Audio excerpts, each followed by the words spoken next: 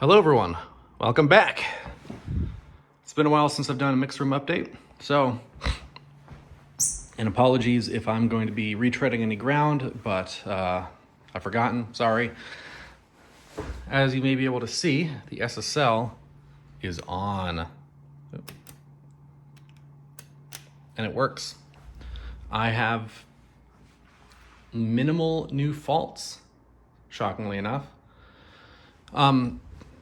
But, you know, getting the power supply and the new patch bay, or not the new patch bay, but the relocated patch bay up and running has been a little bit of an ordeal. And things are still ongoing. I have the master section wired up now, so I can, send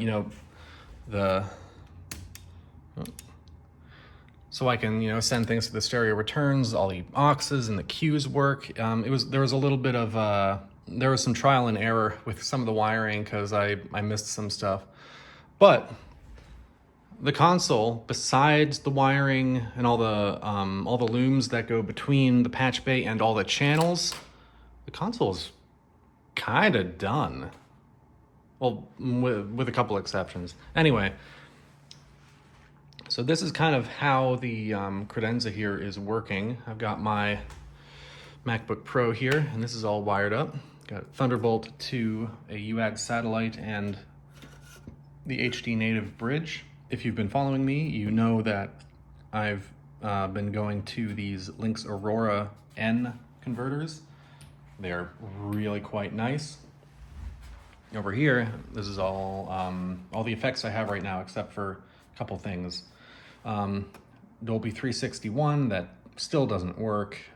I got an Effectron 1024, SPX 990, Rev 7, and a Roland DEP5 down here if I need some extra crunchy 80s reverb. And then I have the Lexicon backup.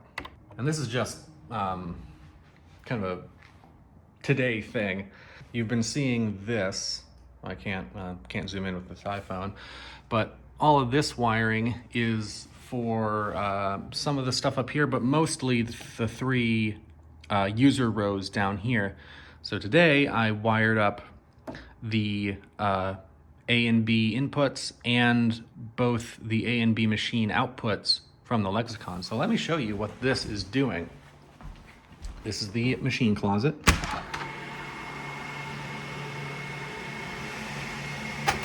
Aha. So, atomic power supply, Lexicon 480L, both kind of noisy and also a little bit hot.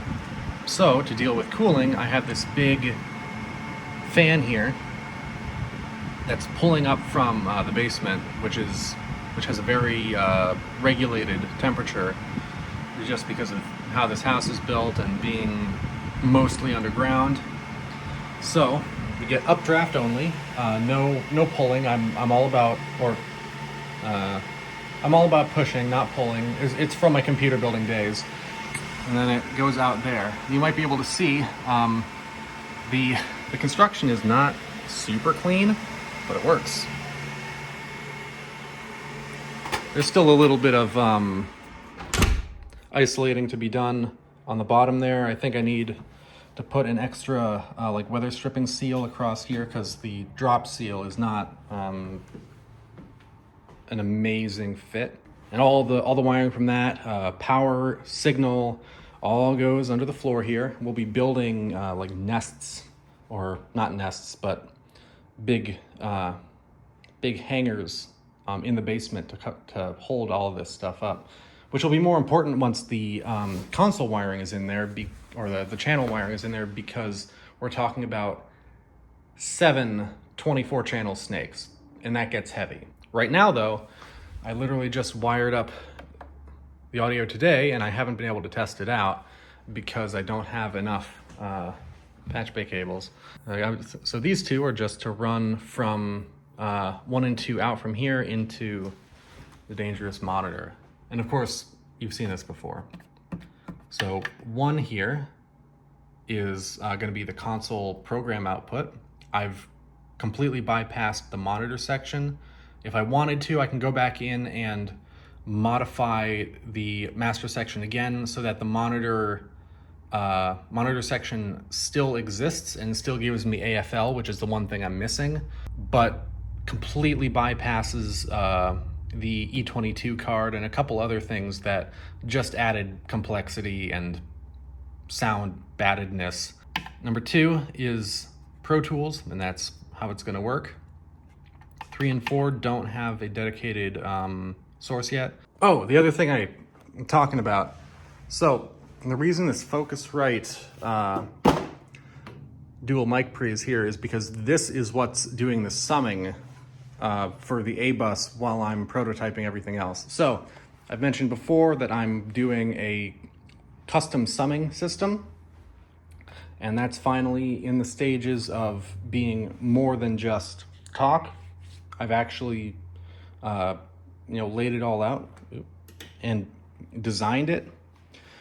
So how it's going to work is you have, you can't see it, but connected to one of these cables here is a DB25 cable, and those have the 3 outputs to the A, B, and C buses. It's literally just audio at a really low level. So with the 688 that used to be here, you have what is electrically very, very similar to the mic pre's in this console. And I realized that, well, I like the sound of the channels, and I like the sound of, the bus compressor and whatever's going on in here that kind of grits things up. But the 688 is a little bit funky, and it has some parts that I wouldn't be able to get. It's got these, lighting is terrible. I know I had another one, but it has these things, these little potted daughter boards that are also in the stereo channels, which I have down here just because. And once those go, I don't know of anyone who's making new ones, and I don't really want to bother with that. So, between that and the calibration and being able to get better headroom, theoretically, I completely removed the 688. So all the summing is going to be done over here with not the Focusrite. Instead, I'm going to put a 500 series rack here with summing for the A, B, and C buses. I have dropped the switching down instead of being able to switch all sorts of stuff, basically matrixing. I've kind of scaled it back. Instead, I'm going to have a pair of API style amps for the A, B, and C. The A bus only can be switched between that and probably a Neve mic pre or something. I can always switch it because it's 500 series. And then all three pairs of those, or 4 pairs, I guess, are put into a passive summing box that I'll wire. That's easy enough. And then the output of that goes into another pair of API style mic pre's. The output of that goes into the console. So right now, the input of this is the A bus, and the output goes to the 651, and it all works, which is kind of shocking. I thought it was going to be a lot more complicated, but it really isn't. I mean, audio is literally just voltage going up and down. So that is where the mix room and the console are sitting.